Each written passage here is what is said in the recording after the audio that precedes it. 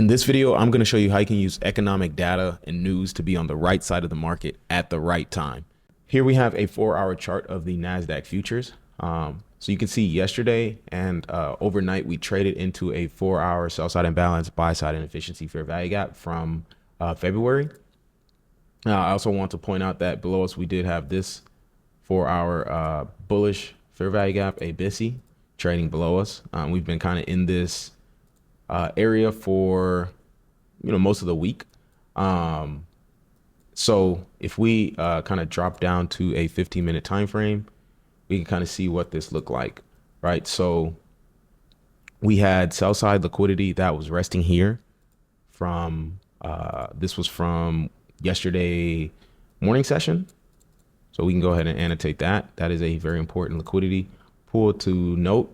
And then we also had the previous day's high as our buy side liquidity that was resting above us. Additionally, we had, I believe, London highs here and Asia highs were here. So pretty important low resistance liquidity pools resting above us, as well as a sweep of liquidity into a higher time frame discount array, which is that 4-hour buy side imbalance, sell side inefficiency. So anytime the market sweeps liquidity into a higher time frame array, that is a very probable location for the market to reverse from there. So going into this day, I was watching for this series of down close candles that swept the liquidity on the 15-minute time frame into a 4-hour BISI. I was watching for that series of down close candles to be closed above, because that would serve as a change of state of delivery, and now in which the market would turn from bearish to bullish, right? We have to close above the series of candles that swept the liquidity, not any series of candles, not any down close candle, the series of candles that swept the liquidity. If we close above that, we now have a change of state of delivery. So that's something I was watching for. As well, I was also noting that we had economic data that was coming out. We had PPI data coming out at 8:30 a.m. Eastern. So that was something I was noting. So if you take a look here, you can see the market did kind of just trade lower. We came back higher, right? And again, we kind of consolidated going into that opening session, or into that New York Open, until 7 a.m. when we did get that close above. So at this point, like I said, we had economic data that was our PPI data. So you can see here, we had PPI data at 8:30 a.m. We also had retail sales and unemployment claims. So we had a bunch of data that was coming out, really high impact data. So I was watching all of that. Now, one thing that is important to note about the market, and I've seen this time and time again, is generally I've noticed that the algorithm will price the market at a certain place prior to the news coming out, or prior to the economic data coming out, to make it look like that that move was just, I don't know. It almost looks as if it's a coincidence, right? But nothing in the market is a coincidence, right? The fact that we get this setup, a bullish setup, going into major economic data is not a coincidence. The fact that we have this change of state of delivery, which is now sentiment changing from bearish to bullish right before the news comes out in 30 minutes, that is not a coincidence to me, right? So to me, I like to believe that price precedes news, meaning generally you will see the market get to a certain price, or get set at a certain price or place or level prior to some sort of economic data or news coming out that makes it look like, it was just a coincidence. And wow, that ended up looking, in hindsight, looked like a great setup, right? Because the market expanded so far. However, this is important to note that that is never a coincidence.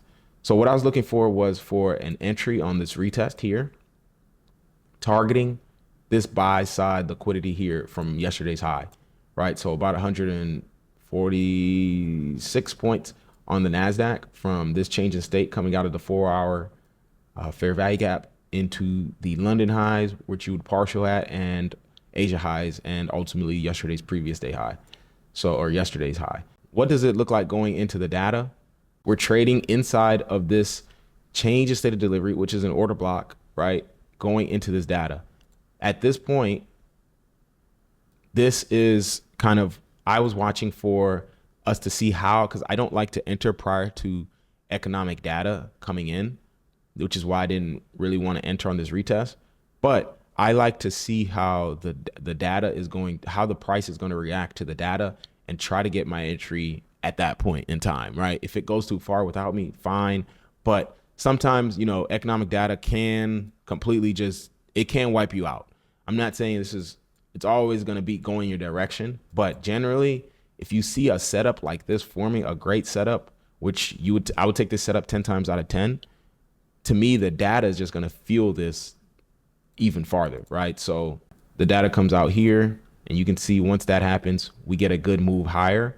And at that point, that is now when I'm confident to enter after we've manipulated lower, right? I'm confident now to enter this trade because now I know that generally if the market was going to react like that, I think we're going to push higher. So going back to that 15 minute, we can kind of see what this looked like.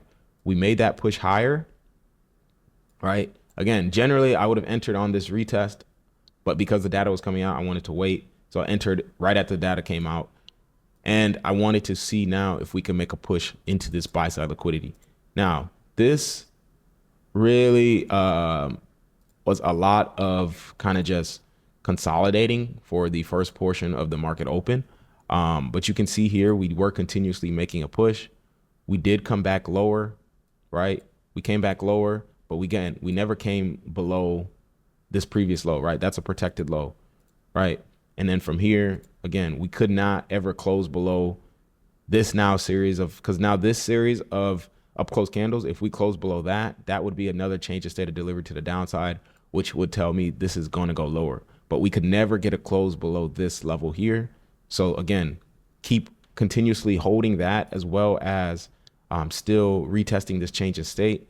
That gives me confidence that this is going to continue to go higher and higher. And then ultimately we do begin spooling and we take out London liquidity here and we take out Asia liquidity there and ultimately take out the previous day's high there where exit this trade for 146 points. This was a very clean setup. And the best thing about it is that if you waited for the data, if you waited for the news, then you could catch this move, but then you just have to be patient. As long as we're holding this change in state, this order block, right? These series of down close candles, it's just about patience. Now, I'm not going to lie, this is a long hold. It's about 2 to 3 hour hold. But if you're being patient, not looking at the 1 minute chart, then this is a great trade. This is exactly what you want to be taking. You take this trade once a week, you know, twice a week. That's literally all you need every single month to make as much money as you want to make. So remember, less is more. You don't need to be taking so many trades. That's why I never even showed you the 1 minute except for that execution. The 15 minute is where I do all my execution. I don't need to use the 1 minute chart. So that's all I got for y'all in this one. I will see y'all in the next one.